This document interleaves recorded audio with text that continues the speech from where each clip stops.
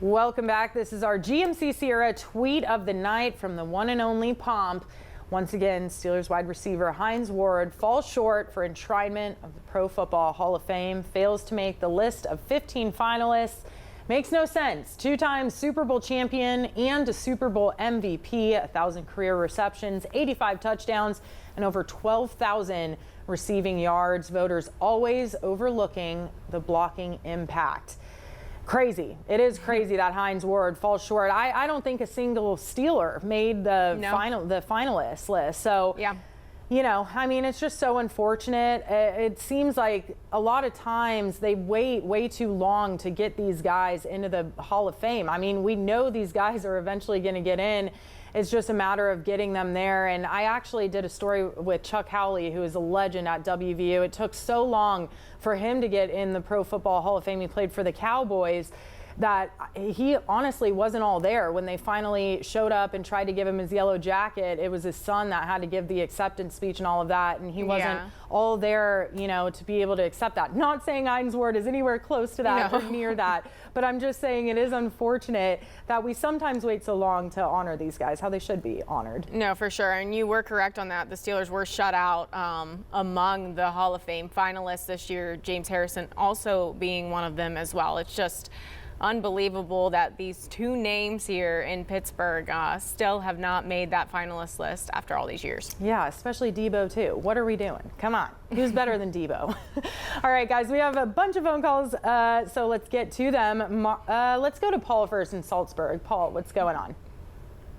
Cassidy, what I wanted to say was the Steelers, when they were great, was the best trap blocking offense in the league. Mr. Rooney, when he picked a coach, he picked Chuck Noll. Chuck Noll, the first thing he said, the players that was on that team stunk. He turned around, took Joe Green, and put together a 4 Super Bowl champion team. Arthur Smith has been a loser from day one. When Tomlin brought him in as their offensive coordinator, I knew it was going to be downhill.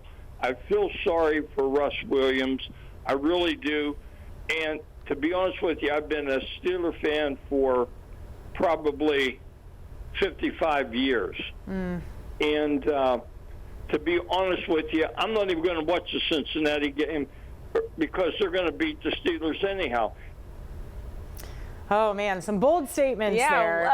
Paul, coming in hot. Yeah, bold statements there. Look, I will say, at the end of the day, I think people are happy that Matt Canada is not here anymore. I think they were just excited to have Arthur Smith come in and hopefully relieve some of the 2 years that, you know, we had to experience with Matt Canada in there.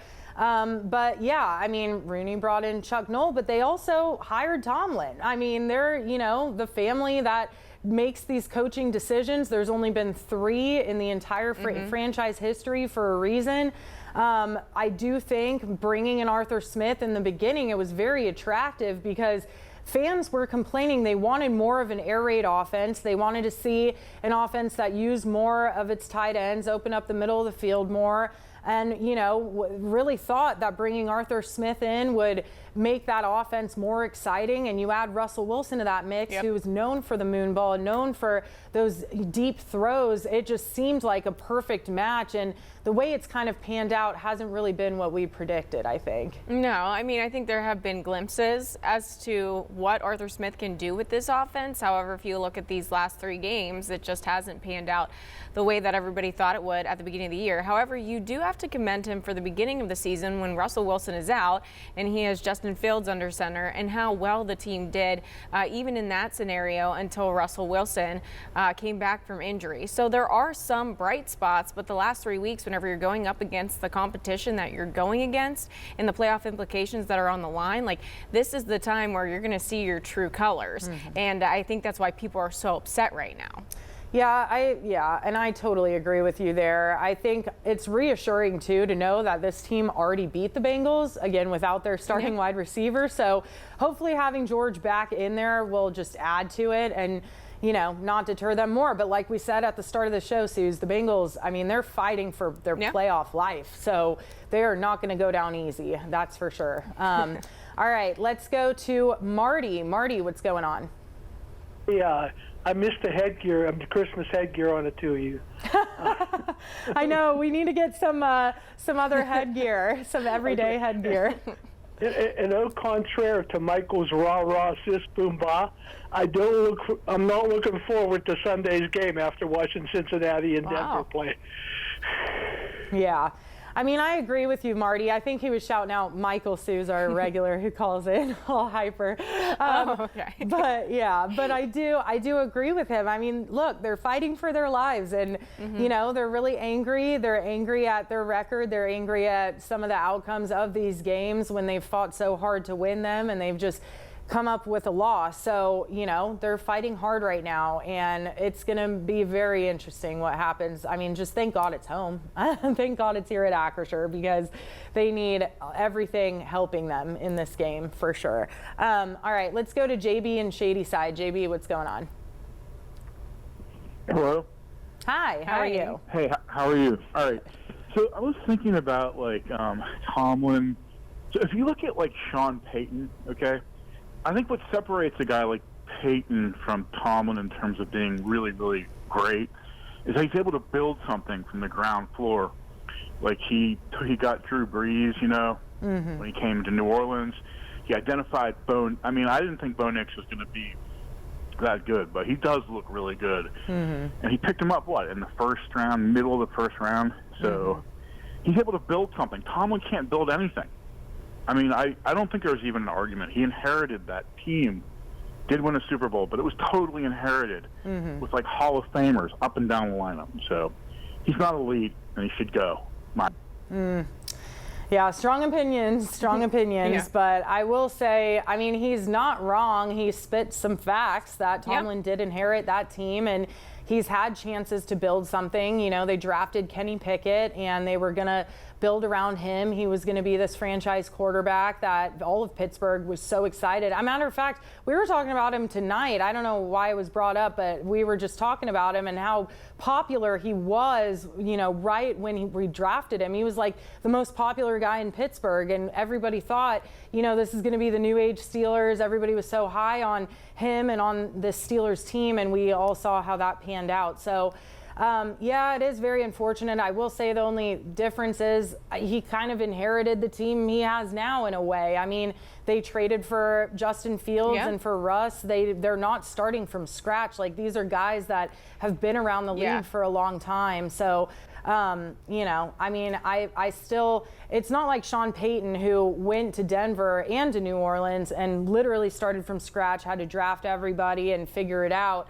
I mean, Tomlin's been working with a lot of vets for a while now. Yeah, and maybe that's his weakness, and that's where he's getting exposed. He needs that veteran leadership on his teams. He might not know what to do with the people that come in fresh out of being drafted. However, I still think that he's done a great job with what he has been handed in Pittsburgh, and I don't think that you can argue that.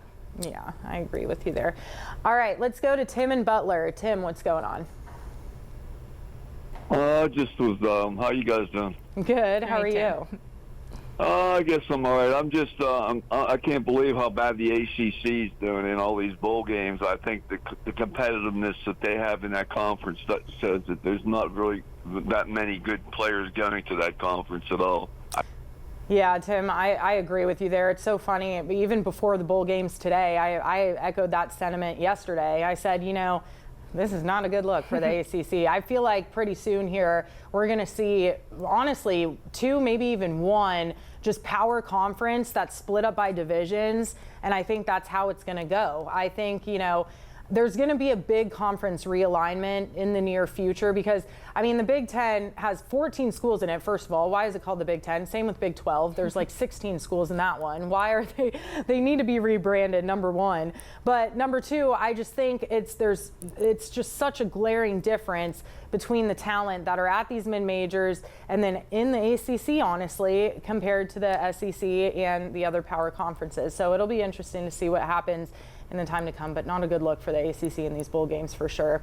All right, guys, we're going to head to break. Give us a call, 412-575-2600. All right, guys, a little bit of time left here. Talk a little bit more Steelers with my good friend Suzie.